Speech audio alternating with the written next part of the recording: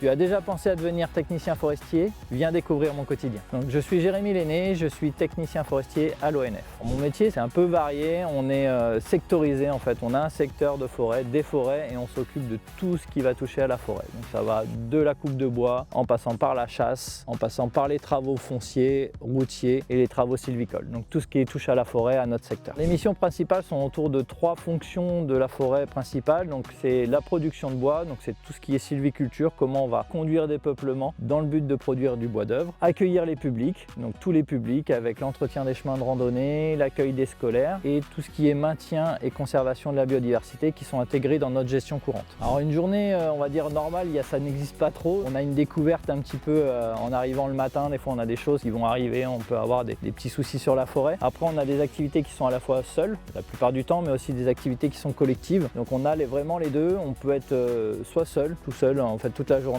soit rencontrer du monde, soit des acteurs, soit des partenaires, des entreprises ou des collègues forestiers avec qui on va se regrouper pour faire les opérations dites de martelage, donc de marquage des arbres qui vont être exploités l'année suivante, ou aussi toutes les opérations d'inventaire, c'est-à-dire mesurer les arbres, les hauteurs, les diamètres, la quantité, plein de critères qu'on va mesurer. Le plus grand avantage que moi je trouve, après ça c'est assez personnel, c'est l'autonomie. On a une grande autonomie dans nos missions, même si on a beaucoup de cadrage autour. Sur notre planning de la semaine, on a certaines activités qui vont être programmées à l'avance et après une partie de nos activités qu'on peut organiser comme on le souhaite. Et le plus grand inconvénient, j'en vois pas beaucoup. Il y en a qui vont vous dire c'est le travail en extérieur quand il fait froid, quand il pleut, l'été quand il y a tous les moustiques qui vous sautent dessus, ça peut être un inconvénient. On va dire qu'un forestier sorti d'école va pouvoir débuter à 1600 € net à peu près et en fin de carrière c'est à peu près 2300-2400 € net.